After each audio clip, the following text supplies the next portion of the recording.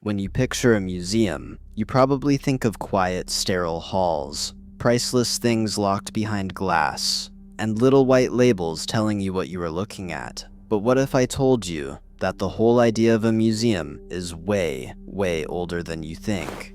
Before the Roman Empire, even before the Golden Age of Athens, the world's very first museum was created over 2,500 years ago. This is the wild discovery of how, in 1925, a British archaeologist stumbled upon a curated collection from the last days of Babylon, complete with ancient museum labels that would change how we see the past.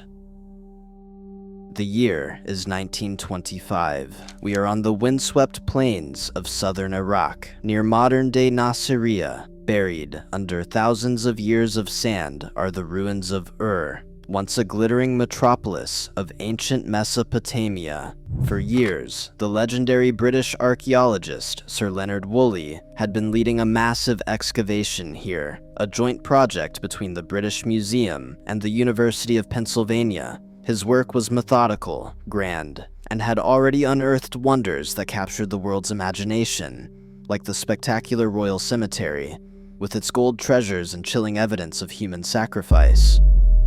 But in 1925, Woolley and his team found something that just did not make sense. While digging in a palace and temple complex near the Great Ziggurat of Ur, they entered a chamber that dated back to around the 6th century BCE. Inside was a peculiar assortment of objects, neatly arranged side by side. Finding objects in a palace room is not unusual, but what was truly unexpected was that these artifacts had no business being together. They came from completely different time periods and places. For example, a piece of a statue of a king who ruled around 2058 BCE. Sat next to a carved stone boundary marker from 1400 BCE. A clay cone from a building in another city, dating to 1700 BCE, was also there. These artifacts were centuries, even a millennium and a half, older than the floor they were sitting on. For an archaeologist, that is a huge red flag. You expect to find things that are from the same time as the layer of earth you are digging in. This was not a lost treasure hoard or a random junk pile. The items were arranged with a clear sense of order. Woolley realized he was staring at a collection, curated on purpose. But why, and by whom? The answer would rewrite a small but important chapter of human history. Woolley's confusion quickly turned into intense curiosity. This was no ordinary find. This was, as he put it, a discovery within a discovery.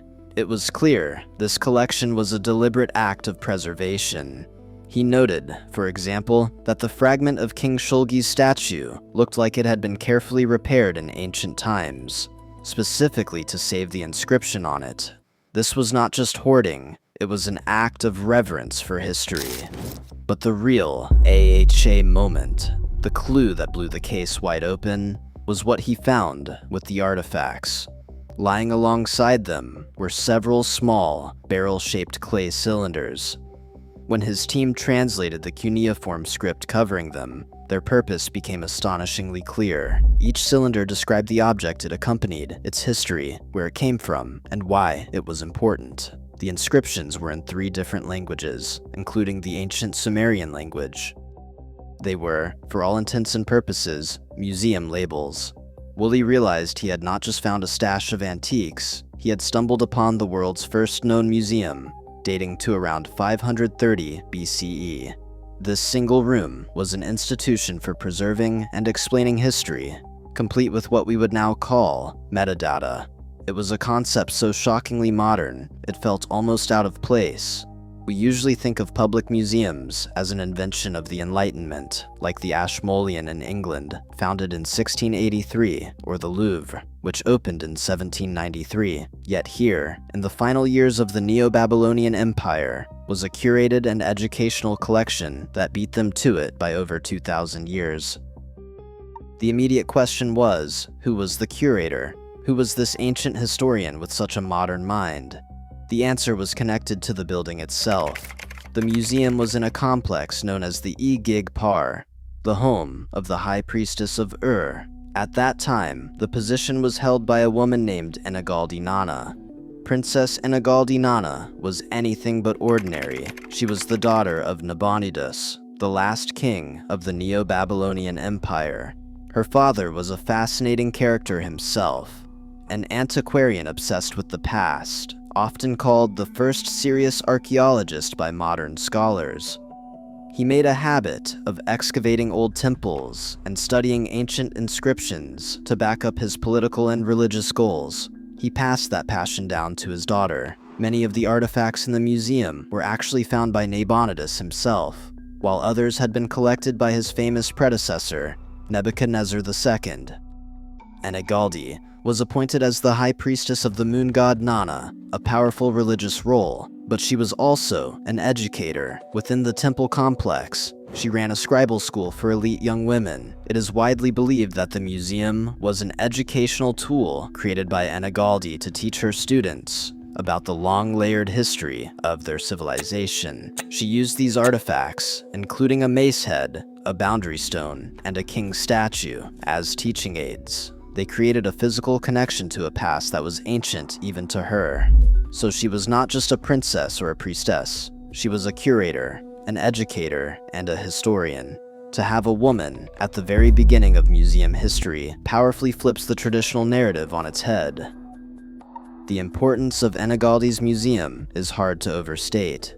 It proves that the desire to collect, preserve, and teach others about the past is not a modern, Western invention.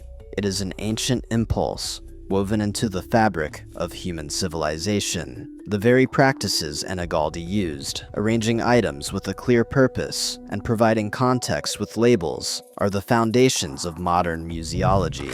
The fact that her labels were multilingual suggests she was thinking about a diverse audience, a core principle of public education today. The collection itself was a tangible timeline of Mesopotamian history, with items from Sumerian, Kassite, and Babylonian periods. For the people of 6th century BCE Babylon, these were not just old things, they were proof of their connection to their ancestors, and of their place in a long, proud story. Enegaldi's museum likely operated until around 500 BCE, after which the city of Ur began to decline under Persian rule and was eventually abandoned. The buildings crumbled, the sands blew in, and the world's first museum was buried and forgotten. Its rediscovery by Leonard Woolley in 1925 was not just about finding ancient objects, but about finding an ancient understanding of history itself.